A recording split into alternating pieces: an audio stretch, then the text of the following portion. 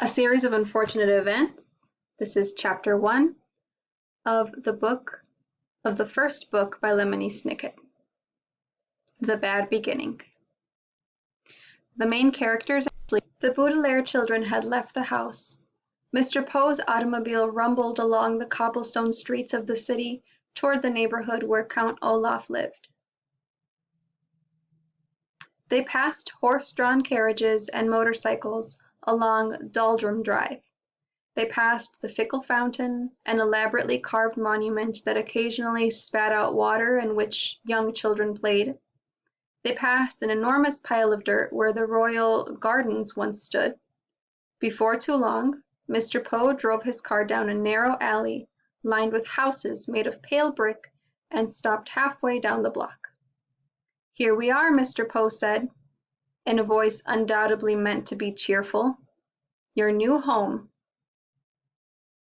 The Baudelaire children looked out and saw the prettiest house on the block. The bricks had been cleaned very well, and through the wide and open windows one could see an assortment of well-groomed plants. Standing in the doorway, with her hand on a shiny brass doorknob, was an older woman, smartly dressed, who was smiling at the children. In one hand she carried a flower pot. "Hello there," she called out. "You must be the children Count Olaf is adopting." Violet opened the door of the automobile and got out to shake the woman's hand. It felt firm and warm, and for the first time in a long while, Violet felt as if her life and the lives of her siblings might turn out well after all. "Yes," she said.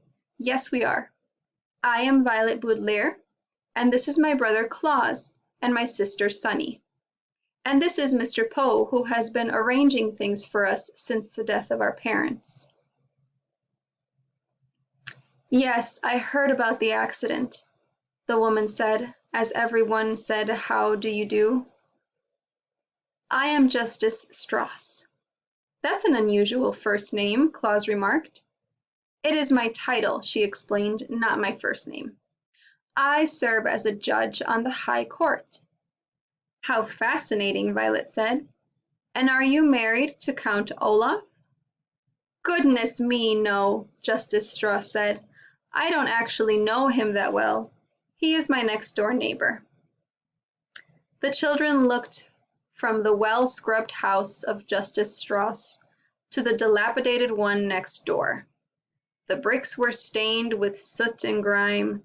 There were only 2 small windows which were closed with the shades drawn even though it was a nice day.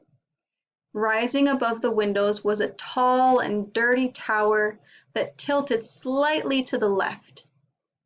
The front door needed to be repainted, and carved in the middle of it was an image of an eye. The entire building sagged to the side like a crooked tooth. "Oh," said Sunny, and everyone knew what she meant. She meant, "What a terrible place. I don't want to live there at all." "Well, it was nice to meet you," Violet said to Justice Strauss. "Yes," said Justice Strauss, gesturing to her flower pot. "Perhaps one day you could come over and help me with my gardening."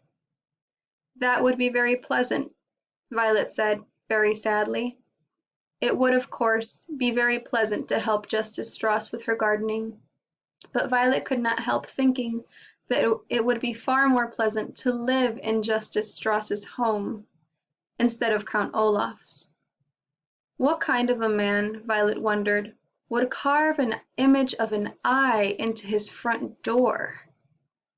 Mr. Poe tipped his hat to Justice Strauss, who smiled at the children and disappeared into her lovely house.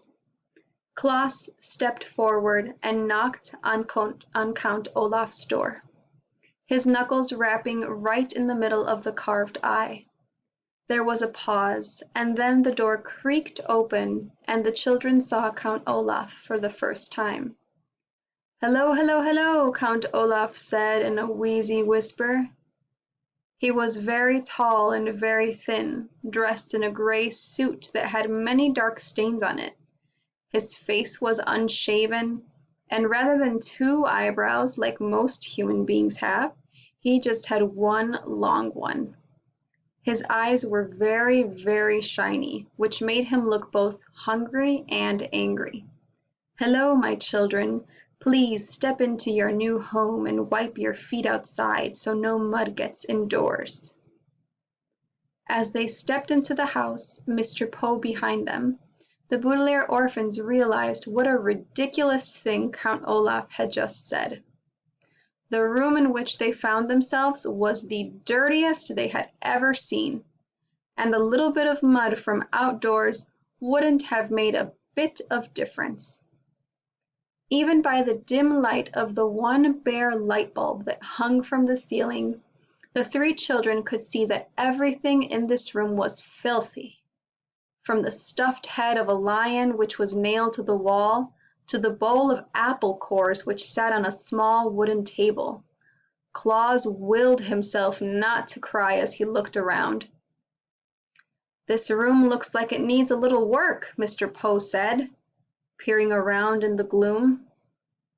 "I realize that my humble home isn't as fancy as the Baudelaire mansion," Count Olaf said, "but perhaps with a little bit of your money we could fix it up a little nicer."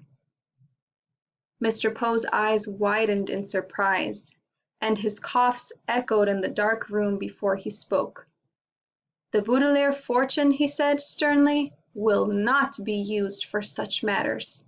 In fact, it will not be used at all until Violet is of age." Count Olaf turned to Mr. Poe with a glint in his eye like an angry dog. For a moment, Violet thought he was going to strike Mr. Poe across the face. But then he swallowed. The children could see his Adam's apple bob in his skinny throat, and shrugged his patchy shoulders. "All right, then," he said. "It's the same to me. Thank you very much, Mr. Poe, for bringing them here. Children, I will now show you to your room." "Goodbye, Violet, Claus, and Sunny," Mr. Poe said, stepping back through the front door. "I hope you will be very happy here. I will continue to see you occasionally, and you can always contact me at the bank if you have any questions." "But we don't even know where the bank is," Claus said. "I have a map of the city," Count Olaf said. "Goodbye, Mr. Poe." He leaned forward to shut the door, and the Baudelaire orphans were too overcome with despair to get a last glimpse of Mr. Poe. They now wished they could all stay at the Poe household, even though it smelled. Rather than looking at the door, then the orphans looked down and saw that although Count Olaf was wearing shoes, he wasn't wearing any socks. They could see, in the space of pale skin between his tattered trousers cuff and his black shoe, that Count Olaf had an image of an eye tattooed on his ankle, matching the eye on his front door. They wondered how many other eyes were in Count Olaf's house, and whether, for the rest of their lives, they would always feel as though Count Olaf were watching them, even when he wasn't nearby.